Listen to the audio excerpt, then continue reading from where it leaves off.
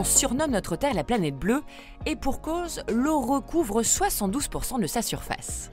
Une ressource naturelle vitale que nous consommons chaque jour et pourtant nous ne savons pas tout d'elle.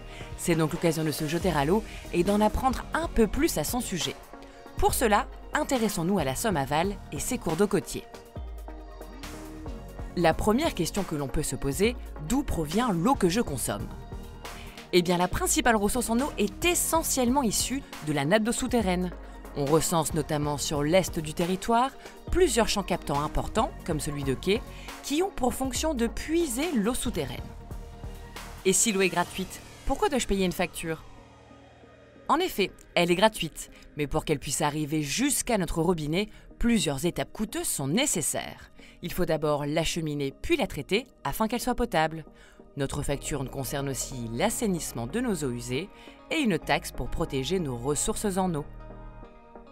Justement, dans quel état sont-elles ? Le territoire est structuré autour du fleuve Somme et de ses affluents de la moyenne et basse vallée. Un territoire riche et varié en paysages, entre les ortillonnages à Camon, les terres cultivées de l'Agnénois ou encore la baie de Somme. Pour autant, la pression touristique, la forte présence agricole et la régression des prairies ont un impact direct sur la qualité de nos ressources en eau. On constate notamment une hausse des phénomènes d'inondation et d'érosion. Mais alors, comment notre territoire est-il protégé ? C'est le SDAGE, schéma directeur d'aménagement et de gestion des eaux, qui est chargé de la protection de nos ressources. Il vise à maintenir la bonne qualité de nos cours d'eau, avec notamment comme projet la réhabilitation d'un réseau d'assainissement à Abbeville d'ici 2027 et toute une série d'actions de lutte contre l'érosion ou de protection des captages d'eau.